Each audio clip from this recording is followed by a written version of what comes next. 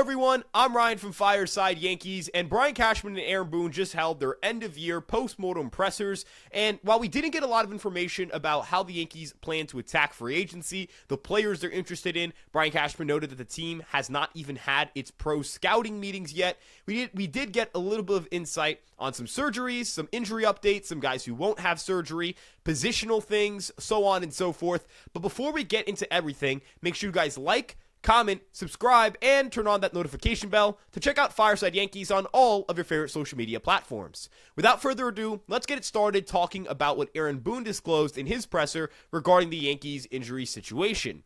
Anthony Volpe, as we already learned earlier in the week, has undergone labrum surgery and could be delayed and miss the start of the 2026 regular season. There's a possibility he's on a rehab assignment when the team opens up in San Francisco, so Volpe might not be the starter to open the year and may need some time in order to get back onto the team at the big league level because of that labrum injury. Brian Cashman added that what they discovered was a little worse than what they saw in the MRIs, and that led them to believe that, number one, the injury that Volpe sustained was one that got worse throughout the year, and number two, at least for Brian Cashman, that it was an injury that may have been affecting Volpe throughout the year.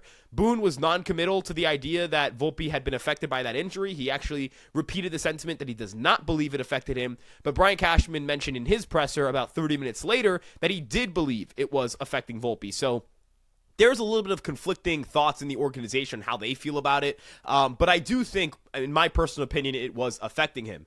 Now, for Aaron Judge, there was some speculation that he would need offseason surgery. He will not need elbow surgery on his throwing elbow as things stand right now. He'll do some rehab in the offseason, but there is no surgery planned for Aaron Judge and his throwing elbow when there was fear throughout the 2025 season that he did have a tear that would require surgery in that elbow. Finally, Carlos Rodon, and this does come out of nowhere seemingly, did have surgery on his throwing elbow to remove a bone spur. That procedure will leave him in an 8-week no-throw. He may not be with the team at the start of the 2026 season, similar to Volpe where he might be a little bit delayed. So the Yankees may be without Rodon and Volpe to start the 2026 season. Those are two kind of early blows already that the Yankees will have to deal with as they navigate through the postseason or the offseason and the regular season next year. One thing to note with Carlos Rodon was that his fastball velocity did decrease a little bit throughout the season, so there is some physical evidence to suggest that that bone spur was affecting his performances, and as we saw in the postseason, especially in Game 3, Rodon was completely ineffective. The fastball was getting absolutely crushed throughout the game, so maybe there's some reason to believe that Rodon would have performed better if he didn't have that bone spur in his throwing elbow. So those are the three kind of surgical questions that were asked and answered at this presser. And then if we talk about some positional things, Ben Rice is someone that the Yankees envision as their first baseman, but Aaron Boone was not committal to the idea that Ben Rice would just be their first baseman. He values his flexibility and versatility.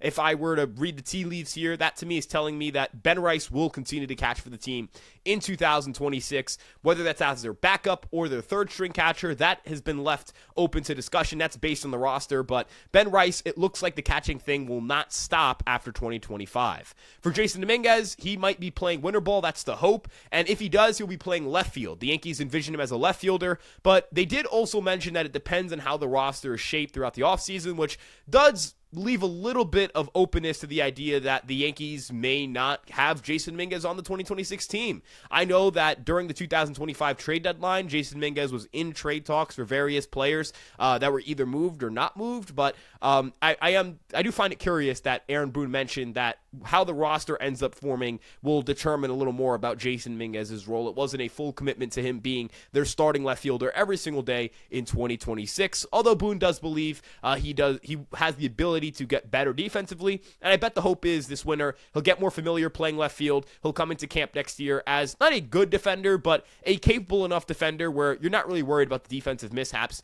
in the corner outfield.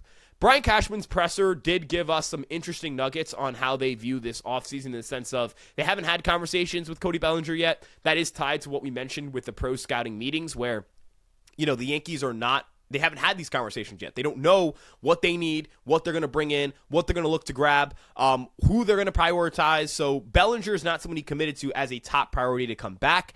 I think that tells you that the Yankees just haven't had those meetings, or maybe if you want to really dig deep, that they're going to explore maybe going after Kyle Tucker or whatever it may be.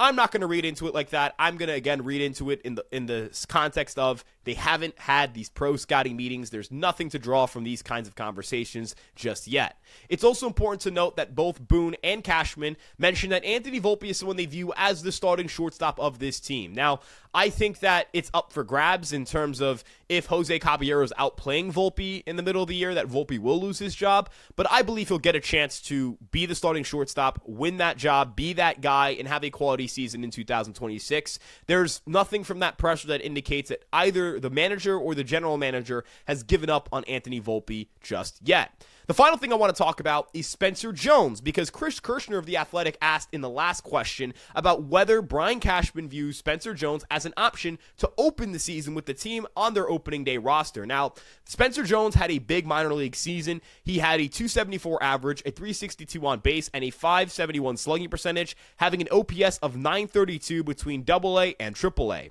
He hit 35 home runs in 116 games with 29 stolen bases, and when Brian Cashman again was asked about whether he would be in consideration for the opening day roster or not, Brian Cashman said that he's put himself in that conversation, and how it plays out depends on how their winter will play out.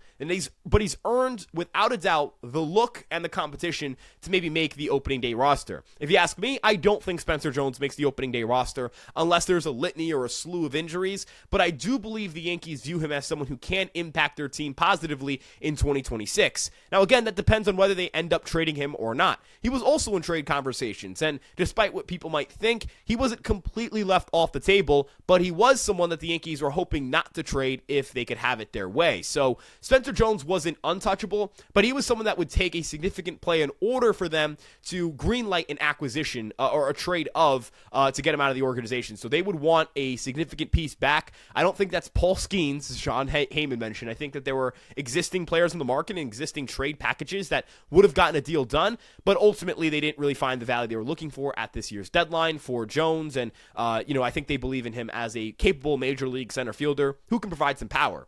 That really was the crux of these updates during the press conference. If you guys enjoyed these kinds of videos, these mini news updates during the offseason, we're going to have plenty of them as we continue to get you guys through the postseason, the offseason, the start of the regular season. Our offseason content does not mean that we're going anywhere. The Yankee season's over, but Fireside Yankees is still kicking around. We're still doing all we can to provide you guys daily content right here on the YouTube channel. If you enjoyed today's video, make sure you guys like, comment, subscribe, turn on that notification bell. I'd love to know what you guys think in the comments below. Do you think Spencer Jones should start with the Yankees at the major league level in 2026, or do you think he should open the season in the minor leagues? Any other stuff that the Yankees talked about, I'd love to get your thoughts on it. I'd love to get your thoughts on the Yankees and ultimately on the content we do. Check out our Instagram, TikTok, Twitter, Facebook, and of course this YouTube page. Those are our socials at Fireside Yankees. Our website at EmpireSportsMedia.com. It is a great place for articles, written coverage of your favorite New York sports teams, and that'll do it here for us here today. Thank you guys so much for being here, and we'll see you guys in the next one. Peace out, everybody.